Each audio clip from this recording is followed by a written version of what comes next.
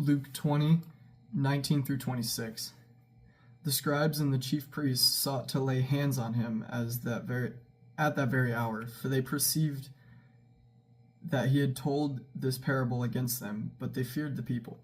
So they watched him and sent spies who pretended to be sincere, that they might catch him in something that he said, so as to deliver him up to the authority and jurisdiction of the governor. So they asked him, "Teacher, we know that you speak and teach rightly, and show no partiality, but truly teach the way of God. Is it lawful for us to give tribute to Caesar or not?" But he perceived their craftiness, and said to them, "Show me a denarius, whose likeness and inscription does it have?" They said, "Caesar's." He said to them, "Then render to Caesar the things that are Caesar's, and to God the things that are God's."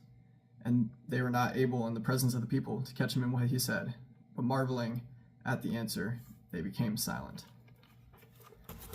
The Pharisees hated Jesus and began trying to trick him into legal trouble. The Pharisees disguised themselves as earnest people and just asking a very difficult question.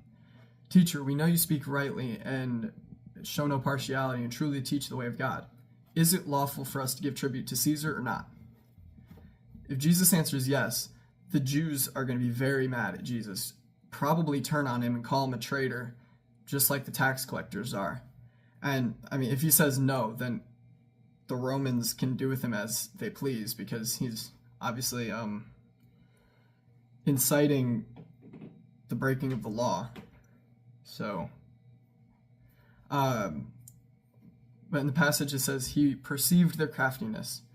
And if it were me personally, I would be very upset and I would call them out. And Jesus is God, so he could do that if he wanted.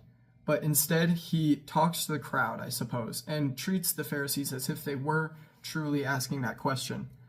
And so he asks, "Show me a denarius. Who's on it?"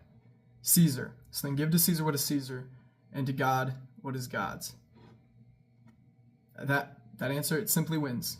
It wins. The crowd isn't angry, Rome isn't angry, and the Pharisees had nothing. He communicated the point that needed to be made for the other people and spares the Pharisees from what could have been a disaster if Jesus so chose.